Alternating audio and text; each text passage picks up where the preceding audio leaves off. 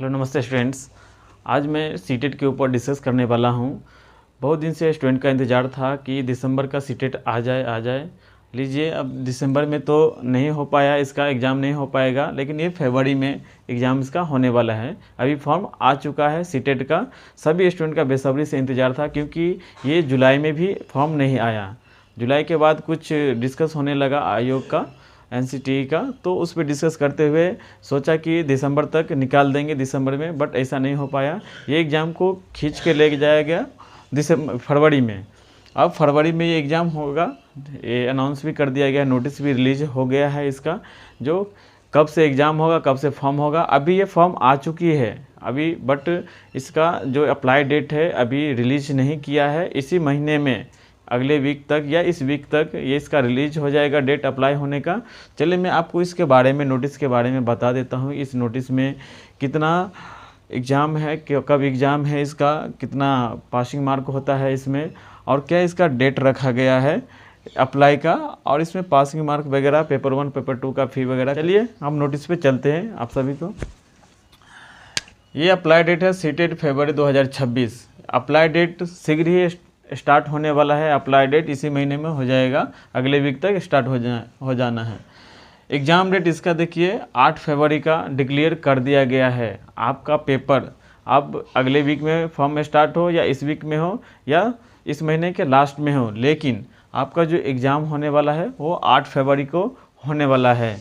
इसका जो एग्ज़ाम का जो नोटिस आता है अप्लाई डेट का, ये मैक्सिमम जो है 20 डेट तक देता है। मतलब आपको 20 से 25 दिन का आपको दिया जाएगा एग्ज़ाम फॉर्म भरने का।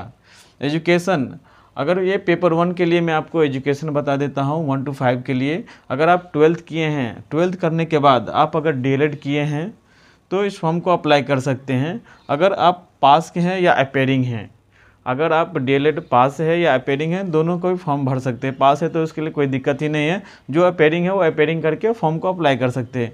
एग्ज़ाम का फ़ी अगर पेपर 1 देते हैं तो जनरल ओबीसी को 1000 रुपये लगेगा और SC ST को 500 रुपये लगेगा।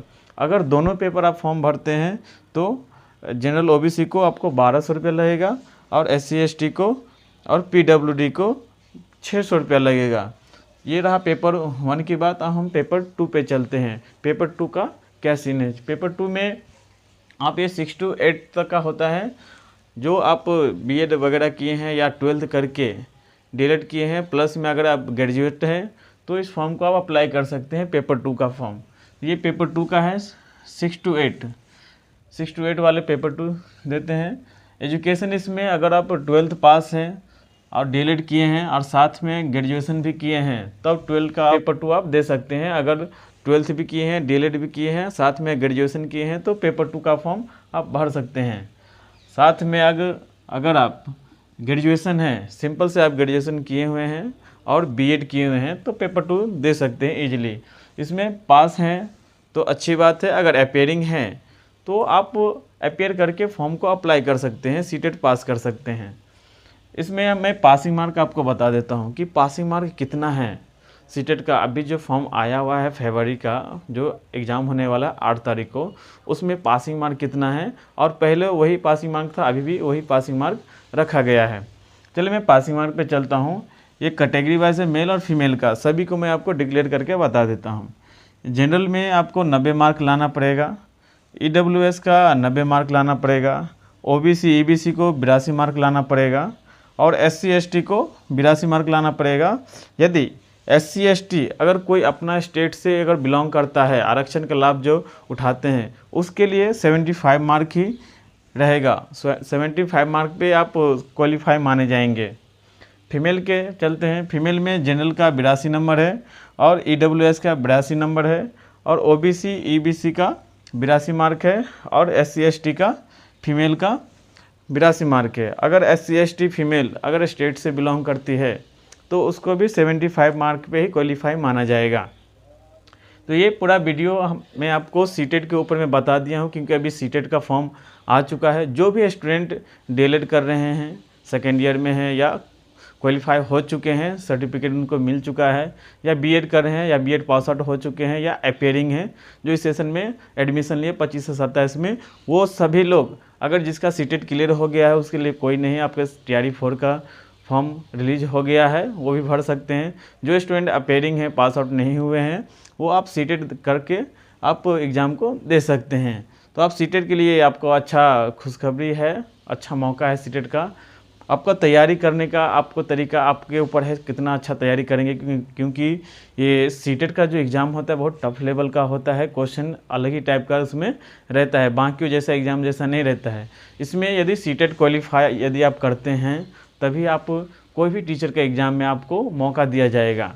विदाउट क्वालिफाई सीटेट आपको कोई भी एग्ज़ाम में आपको मौका नहीं दिया जाएगा। तो आप इतना सोच के चलिए कि हमको एक ही बार में सीटेट क्वालिफाई करना है, 90 मार्क एक ही बार में लाना है, दूसरे का मौका नहीं देखना है दूसरे बार एग्ज़ाम का। क्योंकि बहुत से स्टूडेंट लास्ट ईयर में ऐसा ही किए थे, थोड़ा कम ध्यान देकर ये पेपर को नहीं निकाल पाया और वो सोचे कि जुलाई में फॉर्म आ जाएगा तो हम TRE 4 का जब तक वैकेंसी आएगा टीचर का तो जुलाई से पहले ही हम इसको निकाल लेंगे। लेकिन गवर्नमेंट ने, आयोग ने, NCT ने इसको रिलीज ही नहीं किया। मैंने जो सीटेट जो करवाती है आयोग ने, वो रिलीज ही नहीं किया कुछ कारणवश से, कि उसका सिलेबस वगैरह चेंज होने लगा इसलिए। इसके बाद वो बोला जो दिसंबर में हम रिलीज करेंगे फॉर्म, दिसंबर में एग्ज़ाम ले लेंगे, अक्टूबर नवंबर में नोटिस देकर। लेकिन ऐसा भी नहीं हुआ, फिर ये इसको ले गया खींच कर कहाँ, फरवरी में।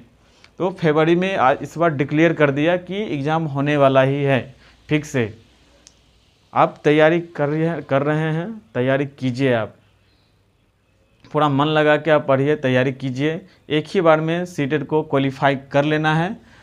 इसके बारे में मैं आप सभी चीज़ बता दी, आप वीडियो को पूरा देख लीजिए। और हमारे चैनल पे यदि आप नए हैं तो प्लीज़ आप चैनल को सब्सक्राइब कर लीजिएगा और बेल आइकन के घंटी पे ऑल पे क्लिक कर लीजिएगा, ताकि कोई भी वीडियो मैं अपलोड करूँ तो नोटिफिकेशन आपके पास सबसे पहले पहुंच जाए। चलिए मिलते हैं अगले वीडियो में, सभी को धन्यवाद।